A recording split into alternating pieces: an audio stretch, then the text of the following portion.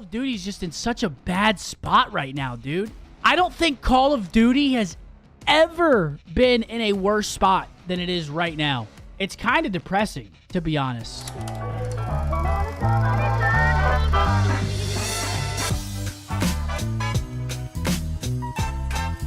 Ladies and gentlemen, welcome back to the channel and welcome back once again to Modern Warfare 3.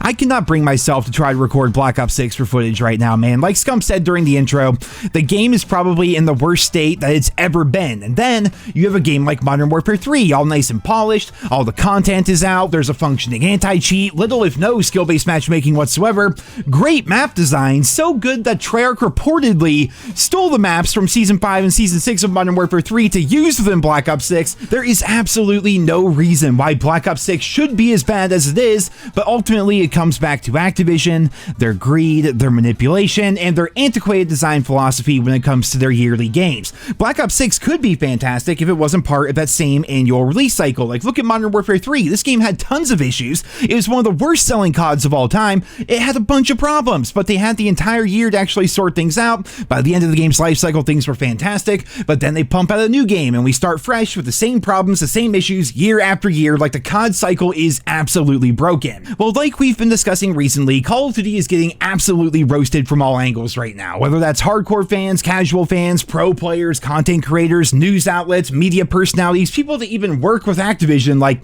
they're taking hits from all angles right now, and because of that, I absolutely need to show you guys what happened on Twitter today, because despite all of the issues that they refuse to acknowledge, by the way, that COD Updates Twitter page where they're supposed to give us updates on everything that they're working on, yeah, that place has been a ghost town as of late. They're not really working on anything, or if they are working on stuff, they're not telling us what it is. But despite all of that, Call of Duty has decided it was time to promote their next shop bundle. They decided it was time to post a new trailer for a microtransaction while still ignoring everything else. They got roasted by the community as a result of that. They got community noted as a result of that. In fact, let's just go ahead and take a look at this because it is absolutely hilarious, while also being a bit sad just knowing that this is the direction the COD franchise is heading in. So here we have the official Call of Duty Twitter page, and right here it's so funny.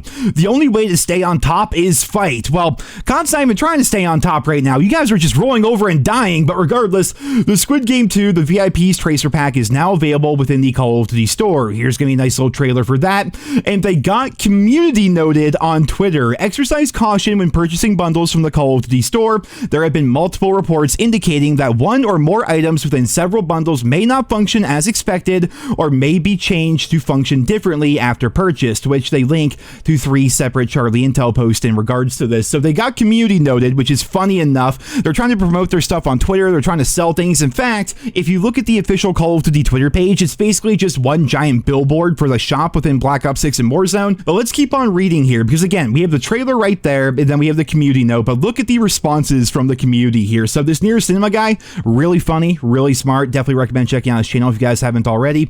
But below that here, we got Blame Truth. My foot is available in the store and it's coming for your ass free of charge. Mr. Awful Waffles here. Milo. Nah, you're just taking the piss now. Charlie Intel. Ranked play is so broken to the point where some people can only play 4 games in 4 hours, but new bundles are more important, right? Got it. Holy hell. You got Modern Warzone calling them out. Your game is bleeding out. FaZe Swag. Read the room. Holy shit. Down here we have Who's Immortal with just nice little SpongeBob meme there. Here you have Lunchtime saying, my favorite game is dying and all I can do is watch. That is downright depressing, actually. Like, as fun as it is to make fun of COD, as fun as it is to just watch the downfall of Activision and basically just watch everything burn, at the end of the day, we're still talking about what for a lot of us is our favorite game franchise, or at the very least, what used to be our favorite game franchise. Like, at the end of the day, I think we all still love COD, or at least what COD used to stand for and what it used to be. It just isn't that anymore, and seeing people come to that realization and just kind of watch the downfall of the COD franchise in real time has been both hilarious but also really depressing. I don't think it's too far-fetched to say that Activision has absolutely lost the Call of Duty community with their behavior with Black Ops 6 and Warzone this time around. There are very few, if any, creators that have anything positive to say about the game right now. The game is bleeding players, even more so than yesterday, by the way. Each and every day the numbers go down, despite the fact that we have the big incredible Squid Game event going going on.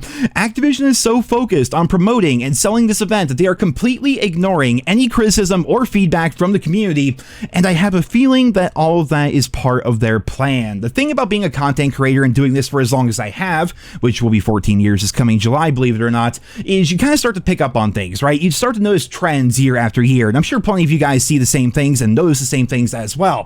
Activision will do something about all the negative feedback surrounding their game, but it's not going to actually fix the problems that we have. So here's my prediction, and it's not even that bold of one given the circumstances, but I want you guys to save this for when it actually happens. Activision is going to continue to ignore us throughout the remainder of Season 1 Reloaded, but as we get closer to Season 2, there will be some sort of post announcing that they've added X, Y, and Z to the anti-cheat, along with them announcing some random number of players that have been banned, but hacking will still remain a major issue within Ranked Play, Warzone, and the Black Ops 6 multiplayer. From there, Season 2 is going to be advertised as one of the biggest seasons ever, with a few new maps alongside 2, 3, maybe even 4 map remakes to help fix the terrible map pool that we had at launch, and then from there, we're going to start getting teaser trailers and posts about Verdansk returning, and it's going to be rushed out with a bunch of bugs and issues that will only pile upon the existing problems with the game. There you guys have it. There's my prediction for what Activision is going to do over the course of the coming weeks and months. It's not a bold prediction, it just seems like what they're going to do given how they've handled problems in the past, and we already know about a ton of remakes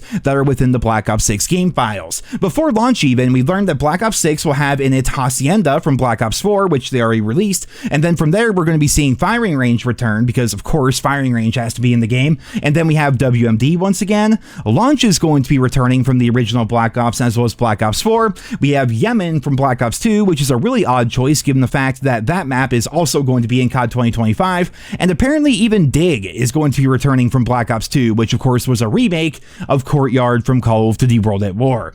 All of these maps have been in the game files for a while now, so they're all pretty much ready to go, and with how bad the perception around Black Ops 6 is right now, I have a feeling Activision is just going to throw a bunch of these remakes at us and hope that the community will be happy. The same is true of Verdansk. We learned a while ago that Verdansk was going to be coming back this year, around springtime I think the leaks were saying, and then the new Avalon Warzone map is set to come out in COD 2025. But with the current state of the game, all the bugs, all the problems, all the issues, all the controversy and negative feedback, they are absolutely going to try to cash in on nostalgia, and they're going to hope, and they're going to pray even, that we forget about the last few months of Black Ops 6 by saying, hey, we brought back Verdansk just like you guys wanted. Aren't you guys happy?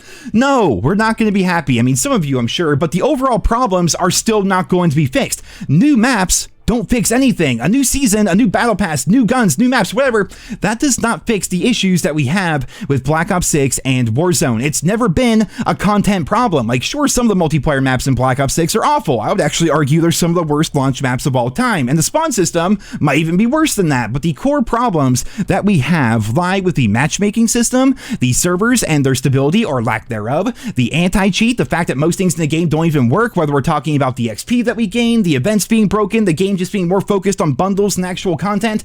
The list goes on and on. We don't care about map remakes or anything like that. We want a functioning game at the end of the day, and I truly hope that Activision realizes that and they turn this shit around, but given their history, I really don't see that happening anytime soon. So each and every day, we just pour more gasoline on the dumpster fire that is this franchise right now, and while it's sad that this is happening to our favorite franchise, it's also been pretty fun sitting here and watching it burn. Ladies and gentlemen, that is going to be it for this video here today. I hope you all enjoyed it. Leave your thoughts and feedback down there in the comments. Thank you all so much for listening, as well as the continued support of my channel, and I hope you guys all have a wonderful day.